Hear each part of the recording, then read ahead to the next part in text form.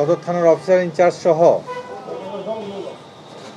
তার সঙ্গীয় টিম মাসকান্দায় সন্দেহজনকভাবে মোটরসাইকেলের গতিবিধি লক্ষ্য করে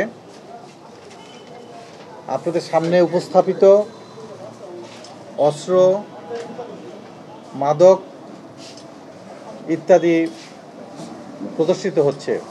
এই শহরের যা অস্ত্র আছে, এই অস্ত্রের খুব কম অংশই আমরা এখানে আনতে পেরেছি। আমার মনে হয় যে এই মাসকান্দা সহ এরকম আরও অঞ্চলে এরকম আরও অনেক অস্ত্র রয়েছে। আমরা দুজনের নাম পেয়েছি। ফারজানা শান্তাকে তো অ্যারেস্ট করা হয়েছে, পলাতক রয়েছে তন্ময় 25 এবং হৃদয়। এই দুজনের নাম এসেছে। এখন আমরা এদেরকে গ্রেপ্তার করলে পরে, এদেরকে আইনের আওতায় নিলে পরে আমরা হয়তো বা আরও বাকিটুকু বুঝতে পারবো। কারণ আপনারা বুঝতে পারছেন যে এত সরঞ্জাম এটা উপরে মানে এরকম টাইট স্যুট পরা লোক ছাড়া এর সম্ভব না। কারণ একজন লেম্যান, একজন কর্মী কখনো এটাই তো বানাতে পারবে না। সেখানে এত কিছু, একটা দামি অস্ত্র।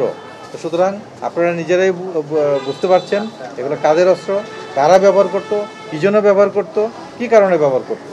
অতএব আমরা এগুলো একটু উদ্ঘাটন করব ইনশাল্লাহ। আমাদেরকে সুযোগ এবং সময় আপনাদেরকে দিতে হবে।